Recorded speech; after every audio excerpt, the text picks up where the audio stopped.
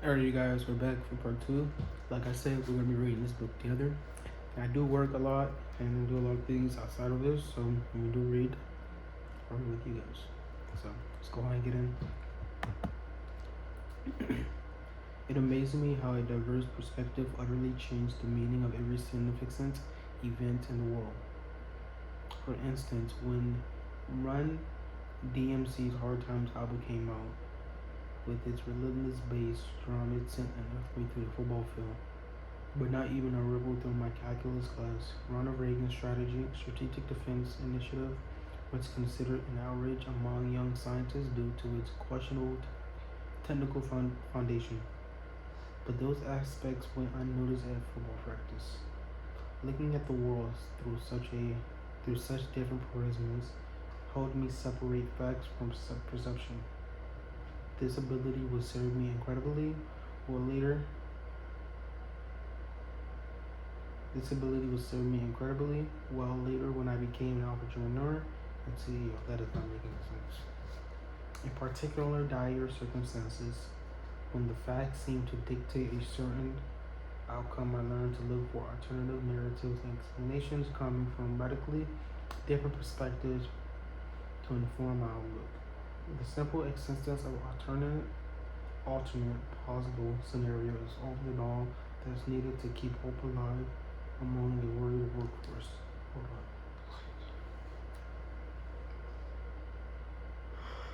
Blind date. In the summer of 1986, I had finished my sophomore year of college at Columbia University. I was staying with my father, who was now living in Los Angeles. I had been set up on a blind date, but my friend and high school football teammate Claude Shaw.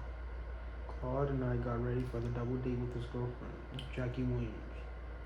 And my date Felicia Wiley was preparing an elaborate dinner. Well, meticulously planned and cooked all day and had the entire meal, including 4 perfect presented T-bone steak, ready at 7 p.m. Oh my god. Date time. But there were no dates. An hour passed, but we didn't get too worked up. Jackie was known for her tardiness, so no worries. Then 2 hours passed, and Claude called me for a status check. I listened in, shocked as I looked over the now cold gourmet meal that we prepared. My date Felicia had decided that she was too tired to show up for the date. Wow, how obnoxious. I told Claude to hand me the phone. I introduced myself. Hi, this has been your blind date. Felicia, I am sorry, but I am tired and it is late. Me? Well, it is late because you are late. Felicia? I don't know. Felicia? I don't know where okay, I'm not supposed to read that, bro. I'm stupid. I know, but I am too tired. I'm just too tired to come over. At this point, I decided to appeal to her senses and empathy. Well, I understand your predicament, but the time to communicate this message would have been before we spent all day cooking dinner. At this point, anything short of getting into your car and driving it immediately will be rude and leave a permanent poor impression. If she was totally self-centered as she appeared to be, my plea would have been no effect, and I would be better off missing the date. On the other hand, if she didn't want to go out like that, then there might be something there. Okay, I'll come over. 90 minutes. What? 90 minutes.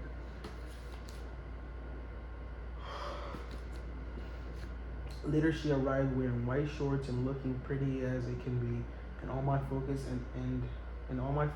and anticipation about the date, I had completely forgotten about the fist fight I had been in the day before during a pickup basketball game in San Fernando Valley. A 6'2" crew cut sporting, camouflage pants wearing, fraternity boy looking player threw the ball at my brother. Jonathan was a musician.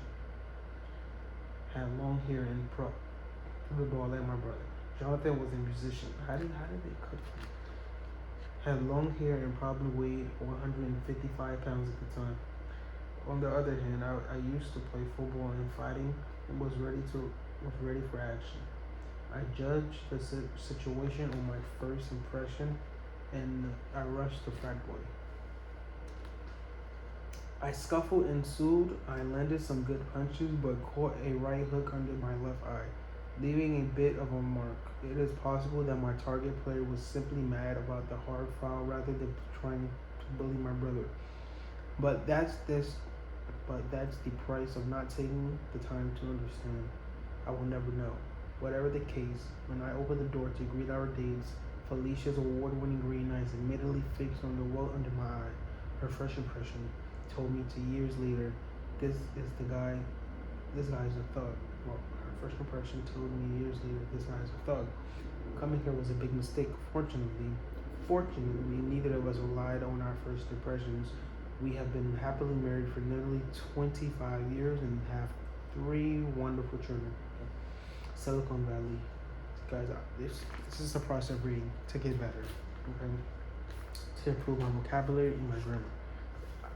You can hear this shit's horrible. It's not horrible. We just need some improvements. During one summer in college, I got a job as an engineer at a company called Silicon Graphics (SGI). The experiences blew my mind. The company invented modern computer graphics and they empowered a whole new class of applications, ranging from the movie Terminator 2 to Amazon to amazing flight simulators. Everybody there was so smart. The things they built were so cool. I wanted to work for Silicon Graphics for the rest of my life. After graduating from college, after graduating from college and graduate school in computer science, I went back to work for SGI.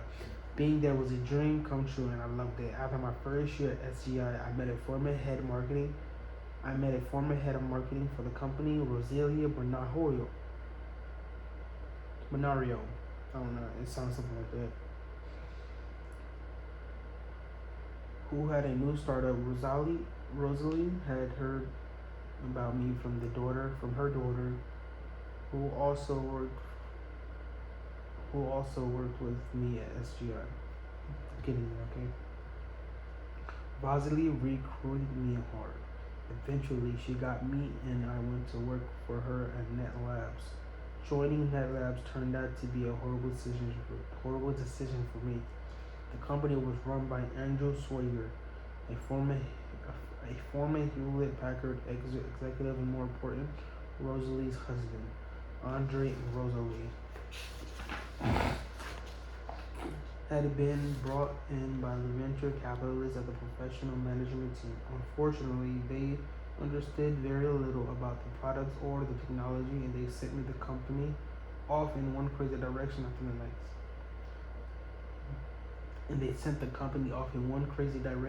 next.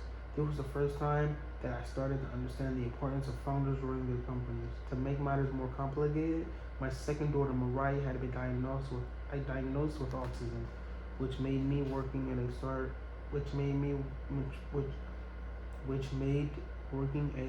startup a terrible burden for our family. As I needed to spend more time at home, on one very hot day, my father came over for a visit. We could not afford air conditioning, and all 3 children were crying as my father and I sat there sweating at 105 degree heat. Yo, that's insane. My father turned to me and said, "Son, do you know what's cheap?" Since I had absolutely no idea what he's talking about, I replied, "No, what?" "Flowers. Flowers are really cheap. Do you know what's expensive?" he asked. And again I replied, "No, what?" He said, "Divorce."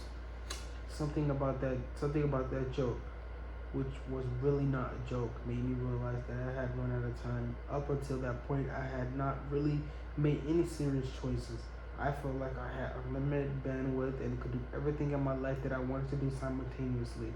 But his joke made it suddenly clear that by continuing on the course I was on, I might lose my family. By doing everything I would fail at the most important thing. It was the first time that I forced myself to look at the world through priorities that were not purely my own. I thought that I could pursue my career or my interests and build my family. More important, I always thought about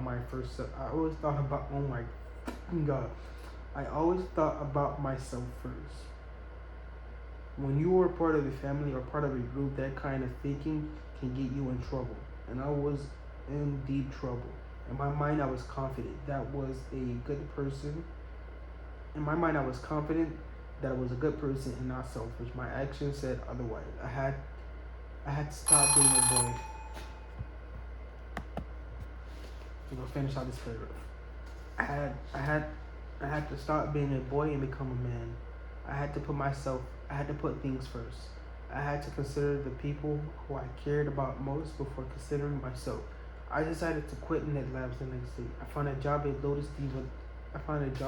Development that will allow me to get my home life straightened out. I stopped thinking about myself and focused on what was best for my family. I started being the person that I wanted to be. As you guys can see, we have a lot of work to do, a lot of practice to do. So we're gonna continue reading this book throughout the month, and we'll go on to our next book. Thank you guys.